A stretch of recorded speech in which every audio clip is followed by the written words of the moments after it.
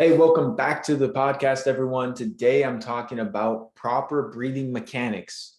And this is by and far one of the most important topics anyone can think about when it comes to optimizing their health, their longevity, and their performance, because poor oxygenation, not getting enough oxygen to the cells, negatively impacts literally every system in your body.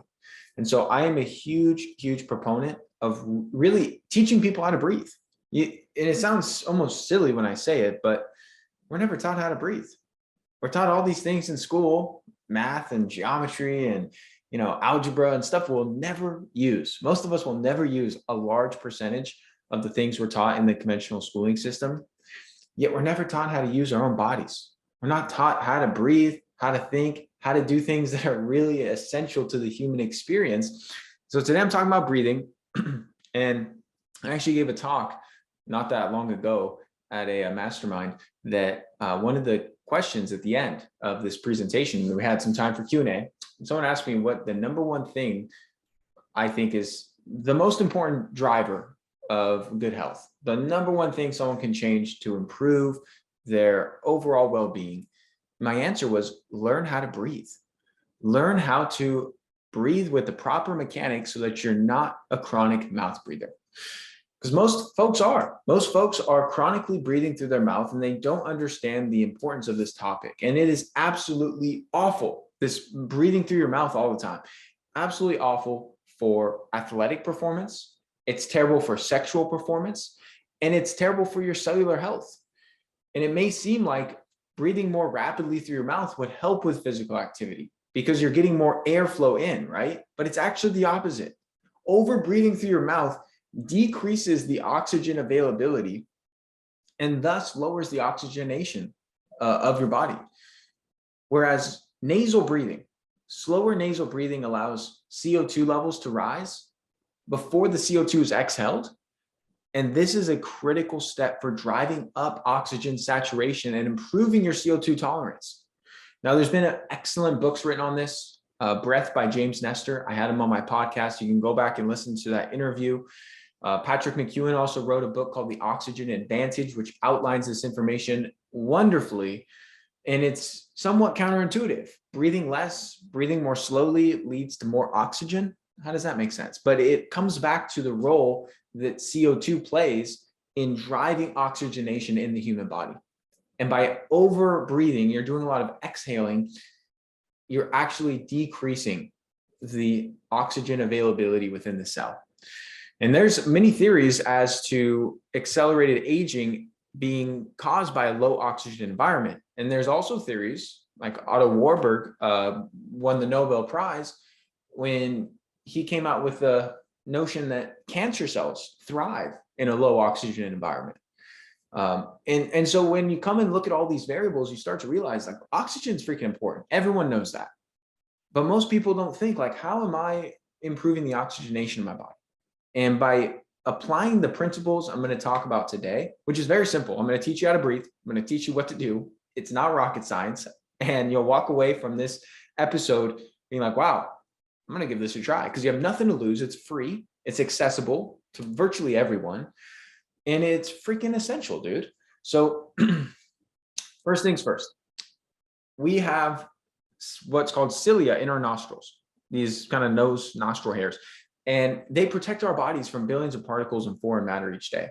And they actually act as a natural filtration mechanism built into our bodies, allowing your lungs to be more productive and healthier. And so our nose, we're naturally meant to breathe through our nose. And nasal breathing, even during high intensity exercise, results in remarkable improvements in performance, in recovery, and in your overall cognition. By having more blood flow, more oxygen to the brain, you're increasing blood flow and also helping with your mental acuity, your focus, your productivity, all these things that are so important to many of us. This is also due to nitric oxide. Nitric oxide is like Viagra for our whole body. It increases blood flow. It increases the delivery of nutrients. It has so many benefits. And by breathing through your nose, you're able to produce more nitric oxide. And we have also nervous system receptors in our nostrils. And so when you're breathing through your nose, you're actually changing your nervous system state. Now, many people carry a lot of stress, a lot of anxiety, a lot of just tension, and they're constantly in this fight or flight sympathetic overdrive. Their nervous system is totally activated. And this can be good. This can be great in certain instances when you need to like work out and when you need to really perform at your best at certain acute scenarios. But chronically, this leads to burnout. This leads to adrenal issues. This leads to cortisol imbalances. This chronic stress is a huge killer. It's a huge problem for people. And mental and psychological stress is hard. The human mind is tricky. It's hard to decrease that just from sheer meditation and mindfulness, which is great. And I totally support that. But you can actually shift your nervous system state through your physiology by your breathing mechanics. By doing slower nasal breathing, you'll drop your body into this parasympathetic rest and digest state, which is freaking amazing. Amazing for you to get better recovery, better sleep at night, lower stress levels, and have control over your biology. And most people don't understand that you can dictate your body's stress response based on your breathing patterns. So if you're constantly mouth breathing and you're in a nervous type of scenario, maybe you have a big talk coming up, big meeting, maybe you're rushing somewhere on a drive, maybe you're in a fight with your spouse, whatever it is, and you're doing this chronic mouth breathing and you don't even realize it, it's exacerbating the stress response. Whereas if you take just a little moment, like, let me just slow down my breathing, shut my mouth and breathe through my nose, it will work wonders, absolute wonders. I mean, nasal breathing is the #1 tool I use personally and in my practice for decreasing stress and anxiety and boosting sleep quality. And so the bottom line here is to just minimize mouth breathing. Focus on breathing through your nose during the day, during exercise, and during sleep. And a quick tip, if you're mouth breathing during sleep, put a little piece of mouth tape, not like a piece of duct tape over your freaking lips, a little piece of tape on your lips just to trigger to the brain to keep your mouth closed and to breathe through the nose while you're sleeping, and it will massively improve your sleep quality. It is a foundational step in all of this, and it's just flies under the radar for a lot of folks. And so when it comes to the nasal breathing, all you got to think about is breathing in through the nose, and then you can breathe out through wherever you want. You can breathe out through the nose, you can breathe out through the mouth. But by breathing through the nose, it's going to slow down your breath. And, focusing on elongating your inhale and elongating your exhale is a really, really good strategy to deliver these benefits I'm talking about. So what that could look like is doing a 3 or 4 second inhale through the nose, brief hold at the top, and then a 3 or 4 second exhale. And you don't have to count all your breaths, but as you're kind of training your body and as you're doing this more mindfully, it is good to have some criteria. Now, when it comes to calming the nervous system, when it comes to slowing down the overactivation of your stress response, lowering resting heart rate, lowering blood pressure, you want to double the length of exhale. So what that would look like is doing let's say 4 second inhale through the nose, followed by an 8 second prolonged exhale. Repeating as little as 6 of these deep breaths is enough to elicit this shift in your nervous system, this shift in your stress response. So always remember that anytime you're feeling stressed, over the edge, you're worked up, do this type of breathing. 4 seconds inhale through the nose, 8 second exhale, and repeat.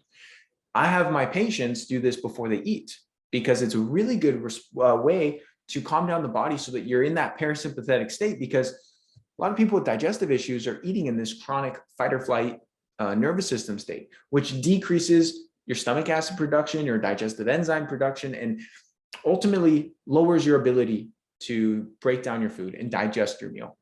And so by doing this simple breathing, saying a little prayer, a little gratitude for your meal while you do this simple breath work, it's putting you in a much better physiological state to now absorb your nutrients and digest your food much, much easier.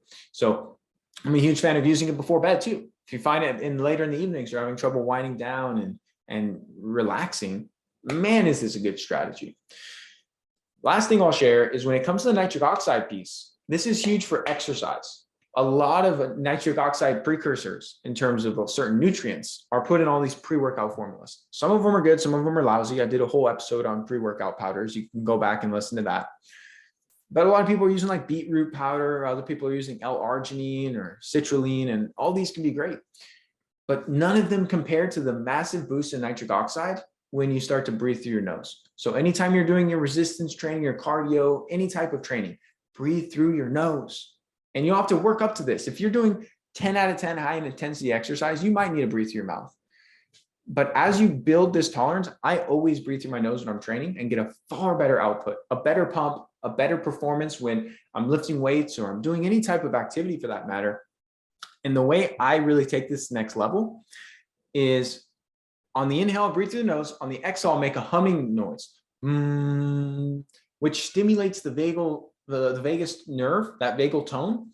And this enhances nitric oxide production even further. We're talking 6-7-fold, boosting various chemicals in the body to enhance overall health. I mean, there's a reason why these monks and these really intelligent and insightful individuals that have been meditating for 40 years and, develop this there's something to that physiologically that's happening, and it's boosting nitric oxide and creating a very positive response in your body. So what I do is I train, breathe through my nose, and then when I'm stretching in the sauna after I work out, I do this inhale through the nose with a on the exhale, and I repeat that breath pattern for like 10 minutes while I'm doing these stretches. And my God, it is incredible the response you get just from this simple breathing technique. So I hope you found this information helpful. I'm going to wrap this up. Breathe through your freaking nose, stop chronically mouth breathing, and tune into the next episode if you have an issue with sinus congestion. So I know some of you listening probably like, this all sounds fine and good, Ryan, but dude, my nose is always plugged up. Like I got a lot of sinus congestion going on. And I'm like, all right, next episode is for you. I'm going to talk about the top tips, or first of all, the top reasons people have chronic sinus congestion, and then my top strategies for resolving it. Because this is the number one reason people struggle with nasal breathing, is because their sinus passageway has issues. It has some clog in the nasal passageway, so it prevents you from nasal breathing.